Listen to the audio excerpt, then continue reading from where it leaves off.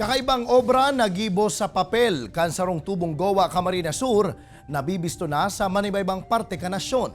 Hilingunta ang sa iyang artes sa istorya ni Jessica Calinog.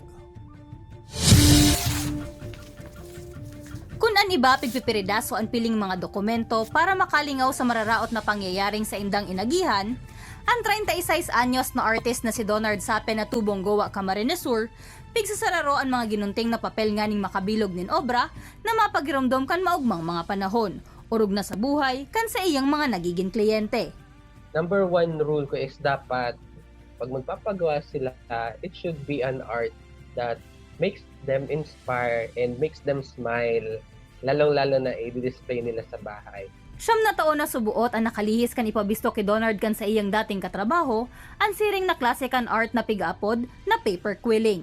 Kung saan gamit ang pigpiredasong mahibog na klase nin papel, nakakakrear siya nin kakaibang artworks.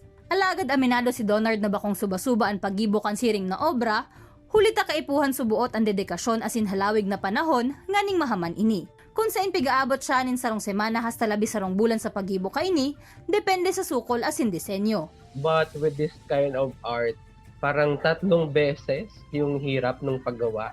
Kasi mula sa pag-sketch, yun yung pinakaunang procedure pala, mag-sketch ka, magka-cut na ako ng mga strips ng paper, ididikit ko na base dun sa design. Kung gurano kasakit ang proseso kan pagibukan sa iyang artworks, iyuman subuot ang sakit na inagihan ni Donard antes maabot ang trayumpo. An sa iya kayang passion sa art, day subuot suportado ka ito kan kadaklan sa iyang mga padangat sa buhay, asin mayo gayo ni nakakaapresyar sa iyang mga gibo. Hasta sa kan magpuon ang pandemya, sarong oportunidad ang nag-abot kay Donard na pigko-konsiderar niya como opisyal na nagpabisto sa iyang tibay. Ini makalihis makrear niya ang portrait kan sarong ido na ang background mga pananom kan may sadiring sarong certified plantito.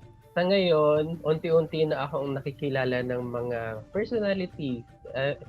Yung mga gagawin ko ay abot na ng 2023 na project. So, gano'n na siya kalawak. Sa presente and artworks ni Donard, nagkakantidad na sa 20,000 hasta 50,000 pesos, depende sa sukol asin kung gurano kakomplikado ang disenyo kaini.